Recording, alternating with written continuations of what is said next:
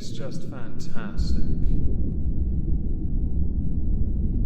Captain's Log, Subdates 220503.1. When a celebrity enters our ISO cubes, we here like to roll out the red carpet by doing a full cavity search in front of all the inmates. If any of them get turned on as a consequence, they then have their eyeballs removed for 28 days, which can be a slight inconvenience if their release date is during that time. Hello everyone and welcome to the Halls of Injustice. Today we're going to be covering somebody who has committed a crime that is vastly different to all the crimes we've covered so far this year. And I'll be honest, this is refreshing by the very standard of all the crimes we've covered so far, so yes, at least one will be monetized. Do me a solid, smash the like, leave a comment, share the video. It really helps. Our newest addition to the ISO cubes is inmate number 126, aka Boris Becker, a very well-known athlete, formerly retired in 1999, who has committed a really stupid crime,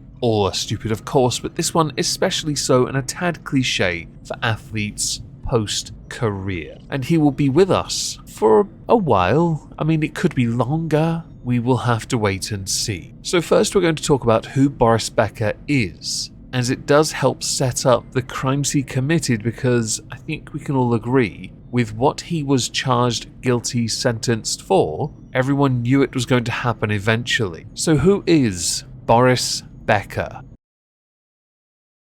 Boris Becker was born in some place that I can't pronounce in Germany in 1967. At the age of 7, Boris Becker started to play tennis. 10 years later, he became the youngest winner, and is still to this day, of a Grand Slam title. In tennis there are 4 main Grand Slam tournaments: the Australian Open, the French Open, Wimbledon and the US Open. Boris Becker won Wimbledon on 3 occasions, with one being his first. He won the Australian Open twice, with his second being his last ever Grand Slam win 3 years before he retired. He won the US Open in 1989 but never won the French Open, which is quite common for many people that are not Bjorn Borg and Rafael Nadal. He was incredibly successful at a young age. During his career, he won an estimated $25 million, which in the all-time earnings leaderboard places him 14. He won in total 49 career titles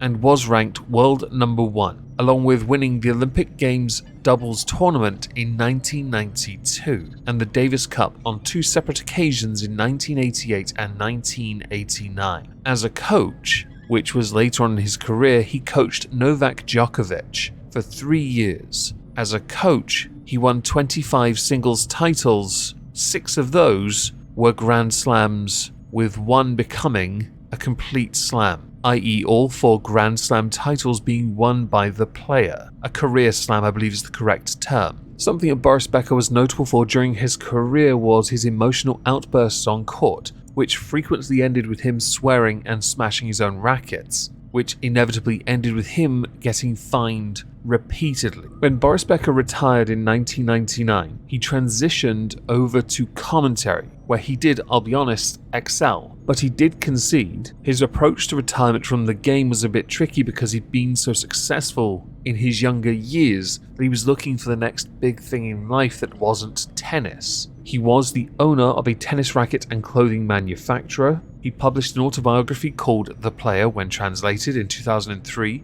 In 2009, he launched Boris Becker TV that featured clips from his career and footage of his daily life. In 2017, Boris Becker was named the head of men's tennis of the German Tennis Federation, and for 10 years, he was on the Economic Advisory Board of Bayern Munich, a tad ironic considering what he's in prison for now. Boris Becker was married on 2 occasions throughout his life. He has 4 children, one of which was a love child that he denied having. 2 came from his first marriage, 1 from his last marriage. A divorce for the first one cost him over $15 million. There's a reason for that. It's quite a messy divorce, I'll admit. And he has been declared bankrupt on more than 1 occasion, with the second handily leading into the crimes of Boris Becker, so perhaps we'll talk about the first one before we get to what he actually did that got him into so much trouble, although it all ties in handily anyway. In 1996, a criminal investigation into his tax affairs began because Boris Becker had deliberately made false statements in his tax return in order to save 3.3 million Deutschmark. At the beginning of the trial in 2002, there was a delay. Boris admitted that he lived in Munich between 1991 and 1993, although he was officially registered as living in Monaco, a tax haven. At the same time, Boris emphasized that he did not occasionally live in a classic apartment in Munich, but in a Spartan room. He had actually been warned by accountants about buying that apartment, but decided, oh whoa YOLO fam, I'm having it. The court assessed the fact that Becker paid around 3 million euros for the period from 1991 to 95 to settle his tax debt as mitigating the penalty. On the 24th of October 2002, the Munich District Court sentenced him for tax evasion to spend 2 years in prison. The execution of that sentence was suspended. Additionally, he was ordered to pay a fine of 300,000 euros and another 200,000 euros to various charitable institutions. So with all that in mind, we now get to skip ahead to the 21st of June 2017, where we can now discuss the more recent crime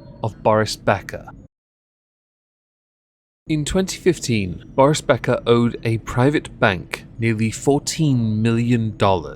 On June 21, 2017, Boris Becker was declared bankrupt by the Bankruptcy and Companies Court in London. That $14 million was not paid in full before an assigned deadline, and it was agreed by most that there was no realistic expectation that it would be paid. Boris Becker had denied that he was broke, or that he owed a former business advisor any money. That same business advisor filed a suit in Switzerland claiming he was owed $41 million. In June 2018, Boris Becker's lawyers claimed that Boris had diplomatic immunity in the bankruptcy case owing to his appointment as the Central African Republic's attaché for sports, humanitarian, cultural affairs in the European Union. The Central African Republic's foreign minister countered that Boris was not an official diplomat for the Central African Republic, and that the role of attaché for sports does not exist, and that the passport that Boris had produced was one of a batch that had been stolen in 2014. Things aren't looking good, are they? In September 2019, the German businessman Stephen Well, who provided the passport, was then detained for fraud. On the 21st of May 2019, Smith & Williamson announced it had instructed its agents Wiles Hardy to auction Boris's trophies and memorabilia. It was reported later in that year that Boris was forced to auction off 82 collectibles from his collection, which included his trophy from the 1989 US Open. The auction raised £687,000. On the 5th of November 2019, the bankruptcy restrictions were extended for an additional 12 years, until the 16th of October 2031, after Boris Becker was judged to have been hiding assets and transactions worth £4.5 million. With the moving of funds and hiding of transactions, this is where the issue is. Boris had failed to declare that he owned property in Germany, hiding an €825,000 loan along with shares in a tech firm. This all came to light when this all went back to court. Boris Becker attributed his financial problems and the fact he no longer had his $50 million worth of career earnings to being swallowed up in expensive divorces, the harm done to brand Becker because of the bankruptcy, the fact that he had expensive lifestyle commitments that he wasn't willing to change. For example, his house in Wimbledon cost $22,000 a month in rent. You might have looked a tad better had you simply got a house share, or downsized to something more reasonable instead of thinking, but I'm Boris, people will want to flock to me. Boris Becker faced many counts during the trial. 20 of those counts, though, he was acquitted of. That did include him failing to hand over his many awards. So he was acquitted of that, and they focused solely on where the money was going, where he was borrowing it from, and the fact he didn't pay any of it back. Boris Becker was found guilty of bankruptcy fraud, where he had transferred hundreds of thousands of pounds after his 2017 bankruptcy from his business account to other accounts. Those included accounts of his ex-wife and estranged wife. He was also convicted of failing to declare the property he had in Germany and hiding 825,000 euros along with shares in a tech firm. And it is with that we come to a sentence. I had thought, even though the UK law says 7-year maximum, wow, that perhaps Boris would get a slap on the wrist because it's Boris Becker and famous people generally don't get sentences. He got 2.5 years, so he'll be out in a year and a half, maybe less. Well done, Boris Becker. His daughter, the one from the relationship that he had accidentally, says that it's not fair that he was jailed for bankruptcy fraud. Sounds to me like you haven't got a clue what our system's like. I know many will now say in the comments, so by all means do as your obligatory comment, taxation is theft. We can talk about that in a completely separate video, okay? When it comes to abiding the law and implementing the law, Boris Becker was given a light sentence considering the efforts he went to avoid paying his debts. And he lied about it extensively. So do enjoy your time in the ISO cubes, Mr. Becker. Might be a good idea to take the advice of your fellow inmates and dye your hair so you don't stand out as much. Not that you'll listen, you'll more than likely start coaching a tennis team while in there. The rackets don't have strings though because they can't be trusted. Or balls. They also can't be trusted.